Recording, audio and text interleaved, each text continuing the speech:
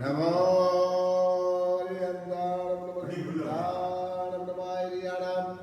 नमो विद्यायाणं नमो लोये सब्बसाहुरं एष पंचमुक्कारो समपापपणासन मंगलानं च संपेशिं परमं हविमंगलं नमो दुर्वादराजादि भैरिवारिणि वारिणे अरते योगिनाथाय महावीरायतायिने पादके च सुरंजे च कौशिके पाद संस्कृते निर्विशेष मनस्काय श्रीवीर स्वामिने नमः ओंकारबिंदु संयुक्तं नित्यं ध्यायन्ति योगिनः कामनमोक्षदं चैव ओंकाराय नमो नमः अज्ञानतिमिरान्धानां ज्ञानं जनशलाकया नेत्रमुन्मीलितं येन तस्मै श्रीगुरुवे नमः तस्मै श्रीगुरुवे नमः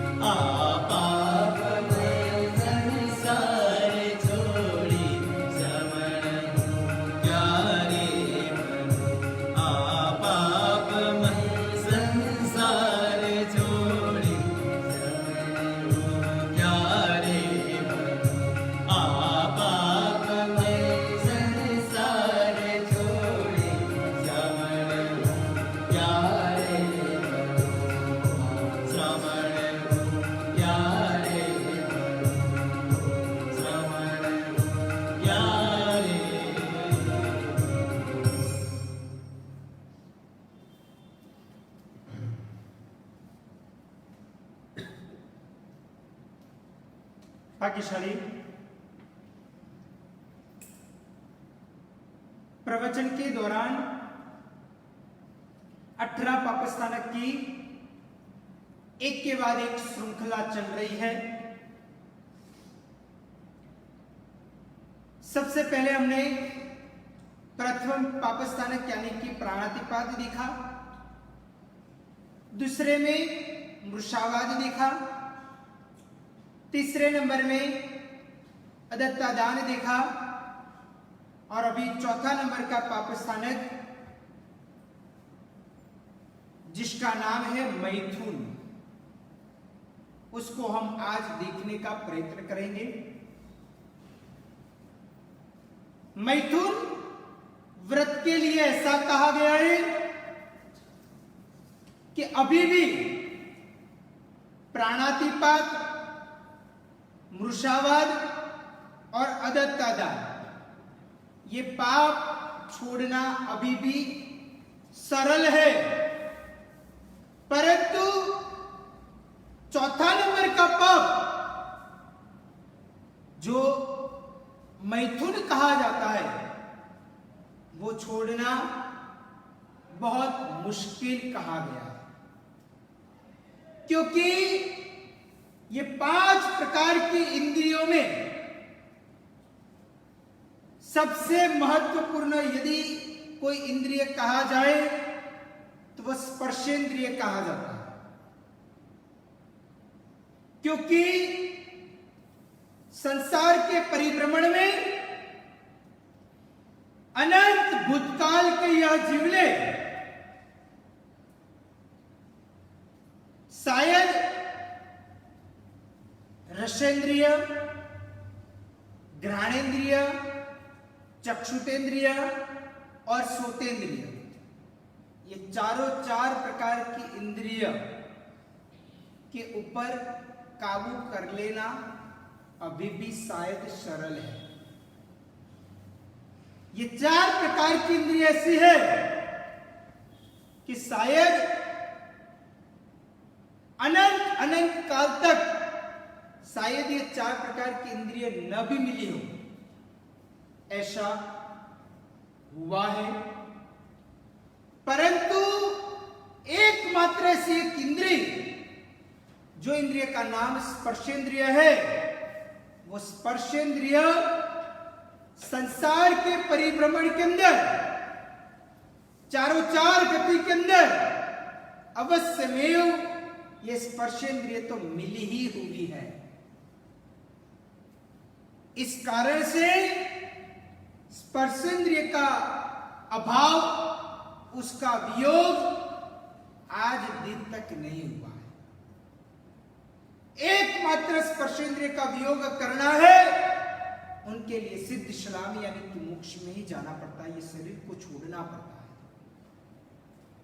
इसलिए इतने भावों से जो स्पर्शेंद्रिय का, स्पर्श का एक प्रकार का मखमली जो स्पर्श करने का प्रयत्न हमने अपने जीवन काल के अंतर्गत बहुत कुछ किया है और आज दिन तक वो करते हुए भी अभी भी उसके अंदर शांति नहीं मिली, तृप्ति नहीं मिली, संतोष नहीं हुआ है। जब जब भी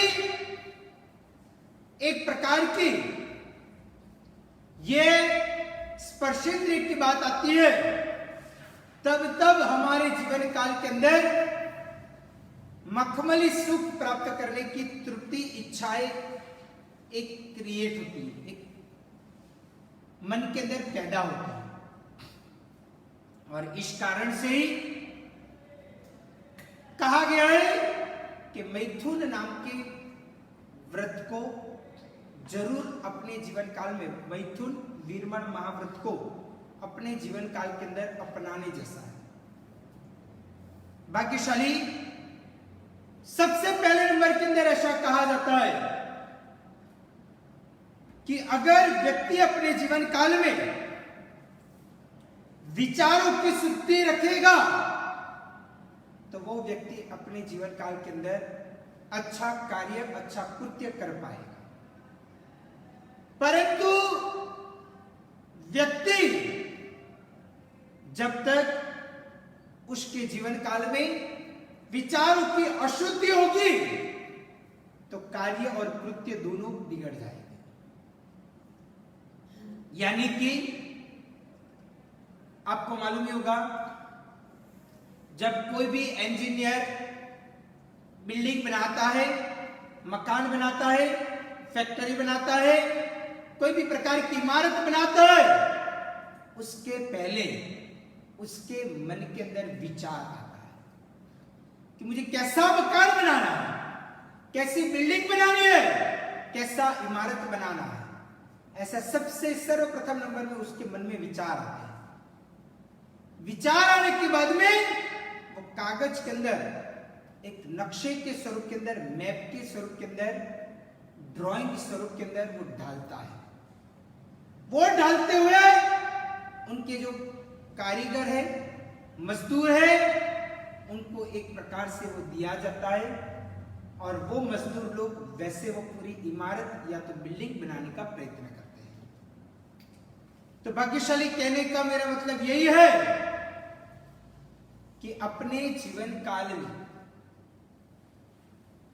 यदि समझ लो विचारों की शुद्धि रहती है तो एक प्रकार से ब्रह्मचर्य पालन करना अपने लिए सरल बन जाता है। परंतु जीवन में विचारों की अशुद्धि होती रहेगी, बुरे विचार आते रहेंगे, तो ब्रह्मचर्य का पालन करना मुश्किल हो जाता है।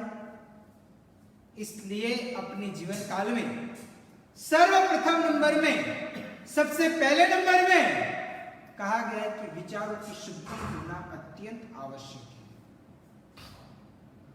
भाग्यशाली शास्त्रकार भगवत ने 4 प्रकार की संज्ञाएं बताई है।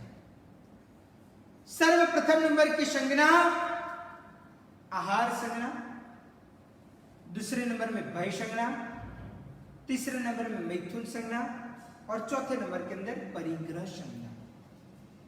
ये चारों 4 संज्ञा में अगर कोई संज्ञा विशेष प्रकार से छोड़ने लायक हो तो और कोई नहीं परंतु मैथुन संज्ञा है। अभी भी आहार, भय और परिग्रह संज्ञा वो छोड़ना सरल कहा जाता है, परंतु मैथुन नाम की जो संज्ञा है उसको छोड़ना मुश्किल कहा जाता है। भाग्यशाली हमें सभी को मालूम ही है कि आज के 5वें आरे के कलयुग के अंतर्गत लोग दिन प्रतिदिन पश्चिमी संस्कृति का अनुकरण करने का प्रयत्न करते हैं। उनके पीछे आंख बंद करते हुए दौड़ लगाई हुई है और ये सभी कारणों आज के जमाने की खानी पीनी, आज के जमाने के वेश, आज के जमाने का भाषा, आज के जमाने का बाहर का वातावरण, लोगों की सोच, ये सभी को ध्यान में रखते हुए ये व्रत को, ब्रह्मचर्य को अपने जीवन काल में पालन करना थोड़ा मुश्किल बन गया है। परंतु बाकी की तीनों 3 संज्ञाओं के अंतर्गत शायद हम सफल बन सकते हैं, परंतु मैथुन नाम की यह संज्ञा के अंतर्गत सफल होना थोड़ा मुश्किल कहा जाता है। गृहस्थ जीवन इसलिए ही कहा जाता है कि वो एक प्रकार से कहा गया है कि वो ब्रह्मचर्य का पाठ सीखने की एक पाठशाला कहा जाता है। गृहस्थ जीवन में व्यक्ति अपने जीवन काल में हर एक व्यक्ति अपना संपूर्ण जीवन ब्रह्मचर्य पूर्वक पालन करे, ऐसा होना शायद मुश्किल कहा जाता है कि हर एक व्यक्ति ब्रह्मचर्य का पालन करे, वैसा शायद नहीं बन सकता है। इसलिए ही शास्त्रकार भगवंत ने दो प्रकार के धर्म की प्ररूपणा की है। सर्वप्रथम नंबर का धर्म सर्ववीर्ति धर्म कहा जाता है और दूसरा नंबर का जो धर्म है वो देशवीर्ति धर्म कहा जाता है। साधु के लिए सर्वथा पालन करना अत्यंत जरूरी है, जबकि गृहस्थ के लिए वही चीज अपने स्वद्वारा संतोष के अनुसार वो पालन करने का और देश व्यक्ति धर्म के अंदर आगे बढ़ने की बात बताई गई है। भाग्यशाली कहा गया है कि समुंदर का जो उदर होता है, समुंदर का जो पेट होता है, वो एक प्रकार से कितना भी उसके अंदर पानी डाला जाए, परंतु वो समुंदर कभी भी उसका पेट तृप्ति से भर नहीं जाता है। परंतु वैसी ही बात इधर भी बताई है कि मैथुन भी ऐसा ही कहा गया है।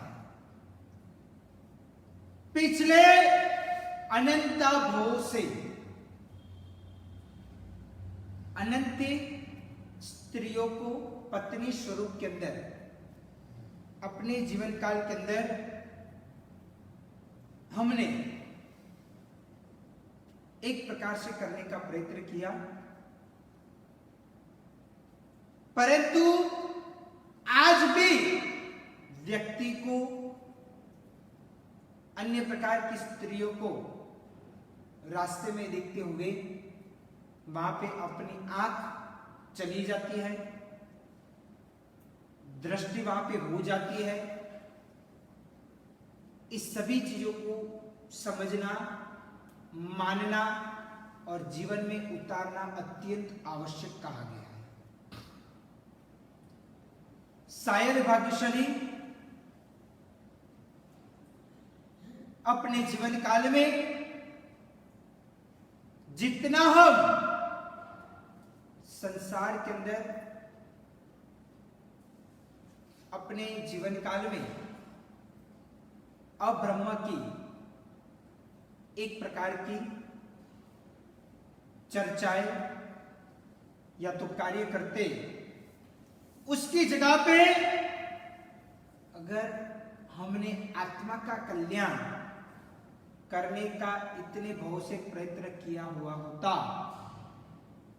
तो शायद अब तक हमारा आत्म कल्याण हो गया होता।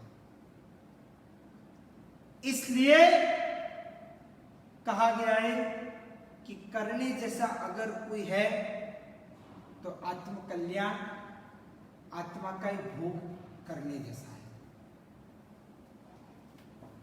आत्म स्वरूप के अंदर ही जाने जैसा है। ब्रह्मचर्य का सीधा अर्थ कहा जाए तो यही है कि ब्रह्म यानी कि आत्मा और चर्य यानी कि एक प्रकार से रमणता करना,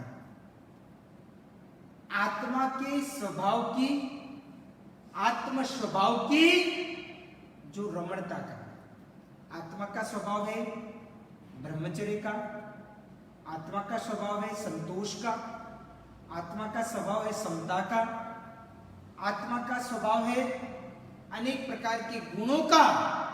बस यही चीज को ध्यान में रखते हुए आत्म साक्षी के द्वारा हम अपना जीवन व्यतीत करते हैं तो भाग्यशाली ये ब्रह्मचर्य का अर्थ सार्थक बन सकता है। आत्मा को ध्यान में रखते हुए कोई कार्य करना, कोई भी कार्य हम करते हैं, क्या उसमें आत्मा का अहित तो नहीं हो रहा है ना? ऐसा प्रकार का परिपूर्ण ध्यान रखना बहुत जरूरी है। भाग्यशाली आपको शायद मालूम होगा कि चक्रवर्ती भी अपने जीवन काल में उनका जो घोड़ा होता है, वो घोड़े को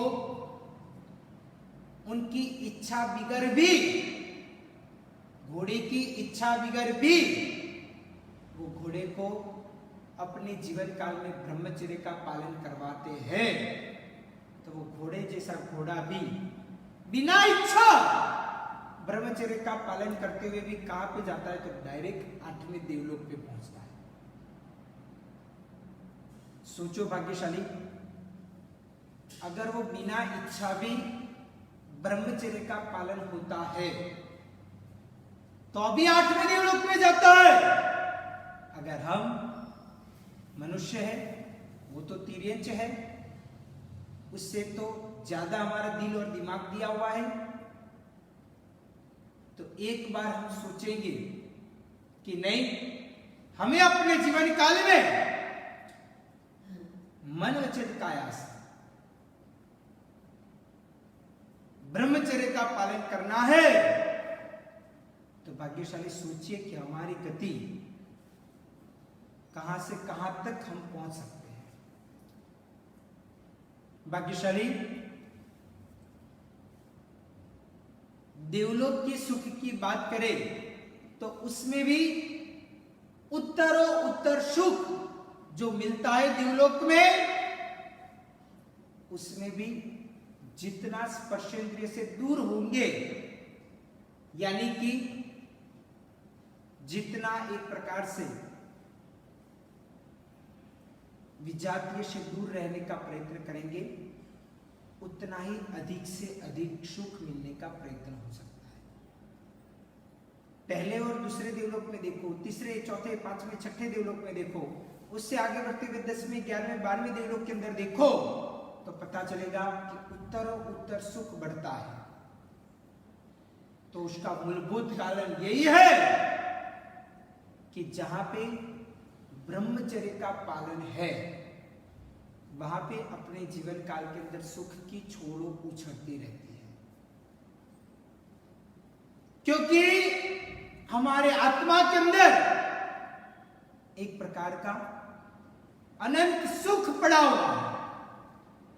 परंतु वो सुख तभी प्राप्त होगा कि जब हम बाहरी दुनिया से हमारा ध्यान हटाएंगे, बाहरी दुनिया से हम कुछ दूर होने का प्रयत्न करेंगे और आंख बंद करते हुए मात्र के मात्र आत्म स्वभाव में, आत्मा में, आत्मा के जो गुण है उनके ऊपर ध्यान लगाने का अगर हम प्रयत्न करेंगे तो बाहरी सुख भी आपको फीके लगेंगे। आपको लगेगा कि वो अब्रह्म का अल्प सुख, उसके सामने हमने आत्मा का अनंत सुख को छोड़ दिया। कितनी बहुत बड़ी गलती, बेवकूफी हमने अपने जीवन काल के अंदर कर ली। परंतु यदि समझ लो, हम अपने जीवन काल में आत्मिक सुख का टेस्ट अगर एक बार कर दिया तो फिर बाह्य कोई भी प्रकार का भौतिक सुख सामग्री का सुख भी हमें अप्रिय लगेगा, उसमें इतना खुशी नहीं मिलेगी जितनी खुशी आत्मिक सुख के अंतर्गत मिलती है। इसलिए हमें सभी को अपने जीवन काल में प्राप्त अगर करने जैसा है तो आत्मिक सुख ही है। भाग्यशाली आत्मिक सुख प्राप्त करते हुए ये बाहरी सुख को छोड़ने जैसा है। बाहर के सुख को आप जितना दूर रहोगे उतना ही अंदर का आत्मिक सुख खिलेगा, उतना ही मजबूत बनेगा, उतना ही अंदर से एक प्रकार का पावर आएगा। कहा गया है कि जो व्यक्ति ब्रह्मचर्य का पालन नहीं करता है, वो व्यक्ति अगर दूसरे कोई व्यक्ति को कोई भी प्रकार का उपदेश देता है तो वो सब कुछ निर्थक जाता है। यानी कि सबसे प्रथम नंबर में अपने जीवन काल के अंदर ये पालने के अंदर आना चाहिए, अपने जीवन काल के अंदर ये चीज होनी चाहिए, तब जाते हुए दूसरे को हम उपदेश देते हैं तो वो चीज सार्थक बन सकती है। इसलिए यही चीजों को सार्थक बनाने के लिए सर्वप्रथम नंबर में हमें अपने जीवन काल के अंदर ये गुणों को विकसाना चाहिए, बढ़ाना चाहिए और खूब उसके अंदर वृद्धि करनी चाहिए। तो भाग्यशाली ऐसा प्रकार का ये चौथा पापस्थानक की बाबतें, उनका ज्ञान हम आगे के प्रवचन के अंदर कल वापिस उसको देखने का प्रयत्न करेंगे। आज इधर तक रखते हैं। वितरा की आज्ञा विरुद्ध कुछ भी बुलाओ तो मिच्छामि दुक्कडम आचार्य भगवत के मुखारविंद के द्वारा सर्व मंगल का पाठ सुनते हैं। सर्व मंगल मांगल्ये